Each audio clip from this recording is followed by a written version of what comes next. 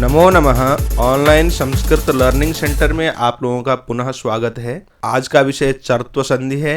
इस चर्त्व संधि के बेहतरीन वीडियो का आरंभ करते हैं। इससे पूर्व हमने ष्टुत्व संधि, स्तुत्व संधि और जसत्व संधि को पढ़ लिया है।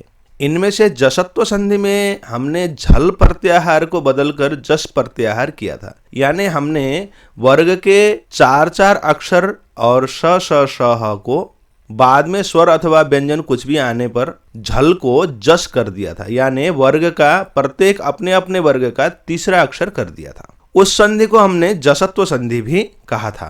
अब यहाँ पर चर आदेश किया जाएगा, चर प्रत्याहार का आदेश किया जाएगा, इसलिए इसका नाम है चर्त्व संधि।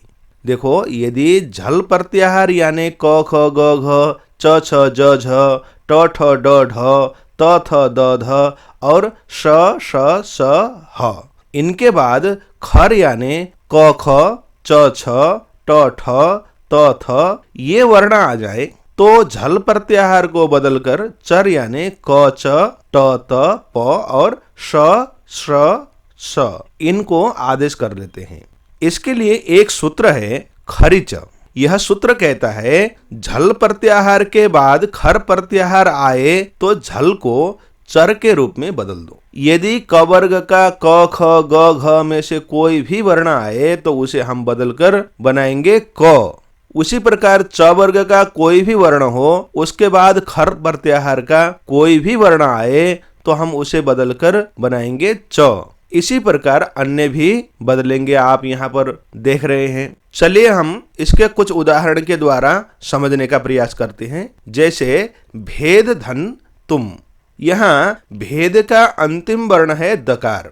दकार झल प्रत्याहार में आता है। अब उसके बाद आया हुआ तुम में आदि वर्ण तकार है। तकार खर प्रत्याहार में आता है, अतः खरिच सूत्र का नियम यहाँ लागू हो जाएगा और द को हमें बदलकर त करना होगा और बनेगा भेद तुम।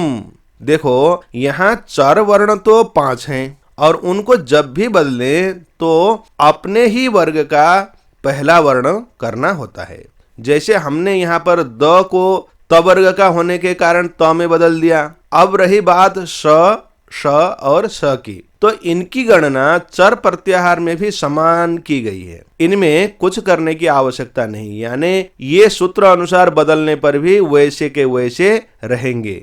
यदि पूर्व शब्द के अंत में झल प्रत्याहार के रूप में श श स में से कोई भी आता है तो वैसे के वैसे ही रहेंगे, क्योंकि उनको इस नियम से बदलने पर भी श स में ही, श श में और स स में ही बदलेगा। इसका एक उदाहरण देखते हैं। जैसे हमने स्तुत्व संधि में रामस चिनोति बनाया था, वहां रामस में जो अंतिम सकार है वह झल प्रत्याहार का है। उसके बाद चिनोति का च खर प्रत्याहार का है।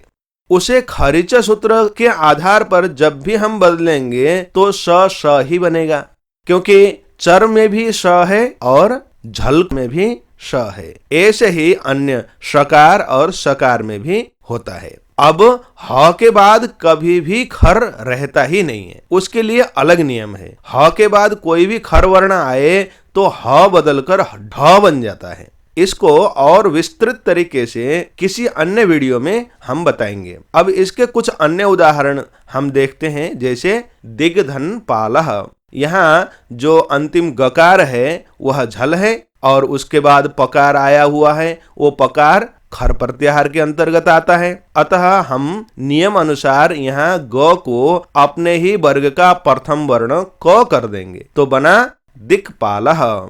इसी प्रकार विराट धन पुरुषः, यहाँ भी डकार झल के बाद पकार खर प्रत्याहार आया है, इसलिए हम डकार को उसी के प्रथम वर्ण यानी टकार में बदल देंगे तो बना विराट पुरुषः। इसी प्रकार के अन्य उदाहरण ये भी हैं, आप देखिए। जैसे विपद धन कालः तो बना विपत कालः। अनुष्टुभ धन छंदः बना अनुष्टुप छंदः। अस्मद धन पुत्रः अस्मत् पुत्रः। उद धन पतति उत्पतति। संपद धन कुमारः संपत् कुमारः। कामधुग् धन खादति कामधुक् खादति इत्यादि। चलिए इस वीडियो में तो इतना ही। आशा करते हैं वीडियो पसंद आया होगा। पढ़ते रहें, आगे बढ़ते रहें। नमो नमः, पुनर्मिलामः, धन्यवादः।